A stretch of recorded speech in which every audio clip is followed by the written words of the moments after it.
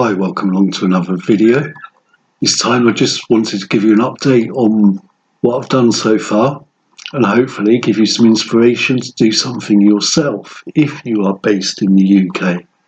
For international viewers, you can also kind of do something as well, as this is a global subject. So Wednesday the 23rd of April, 5 days ago, I used the Write to Them website, and this is all you need to say. It's quite a straightforward website to use. This is all you need to say in your email, in your message, in your email to them. I wish to notify you that I do not consent to geoengineering being carried out in the UK.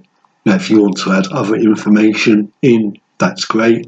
But literally, if you only want to say one sentence, just say that sentence. That's all they need to know. You do not consent to it.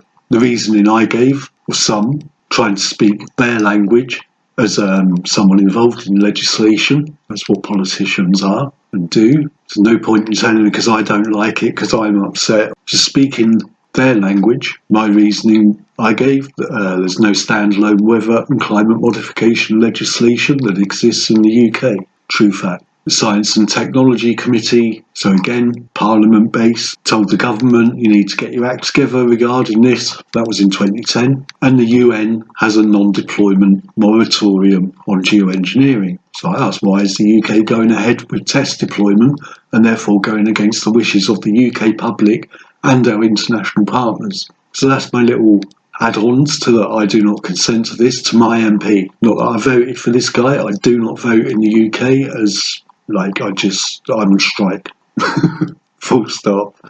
On strike from the UK political system. Also in my email said, please make sure the UK does not do this. It makes us look out of touch with what is supposed to be happening currently on a progressed pathway.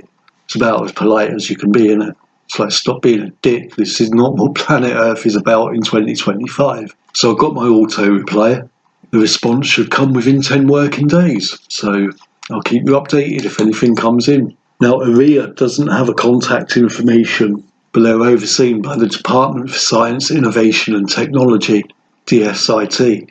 So this is one of the interesting ones. The DSIT, you can contact them and also just put your one sentence, you do not consent to geoengineering in the UK. I put the email address for them in the info section or in the comments section, so you'll have the Write to Them link and the email to the DSIT, so you can tell them directly, because there is no, from what I can see, there's no contact email for ARIA, the Advanced Research Invention Agency. So from a more closer to home perspective, and what could be of interest to you, Peter Kyle, MP, the Secretary of State for Science, Innovation and Technology, is also the MP for Hove on the South Coast.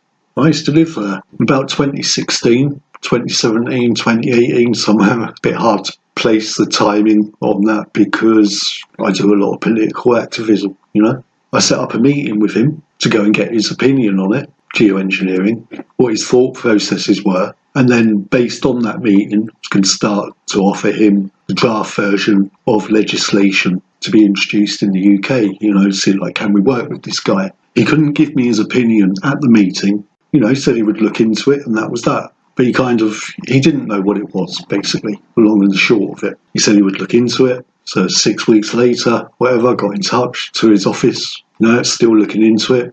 Get back to me, you know. And that went on for a year and a half. I tried like 4 or 5 times to get his opinion over a 1.5 year period. I kept getting his assistant responding to me, saying, yeah, looking into it, get back to him, get back to me. So after a year and a half, I just gave up. Just thought, no, you know, there's no point in interacting with you about this. So the thing is, since that time, and he's now in the position he's in, he's overseeing the deployment of geoengineering tests in the UK. And it's in his interest to see that through.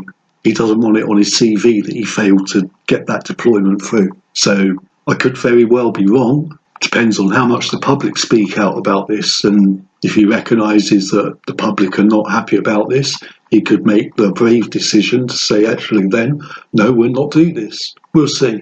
But you do need to be aware that the person overseeing this from a government perspective pretty much is very new to the subject, couldn't give an opinion to one of their constituents before, and even after a year and a half still could not give an opinion. And I really hope Peter Kyle does the right thing.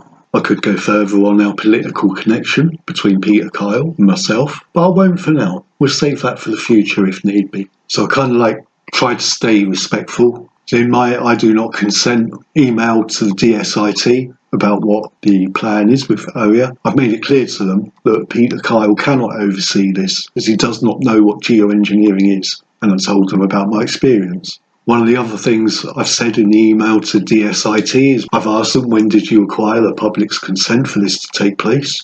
I don't recall any of that. Don't know about you. Where are the environmental impact reports? Haven't heard or seen any of them yet. Where is the public consultation and involvement as advised by the Science Technology Committee in 2010?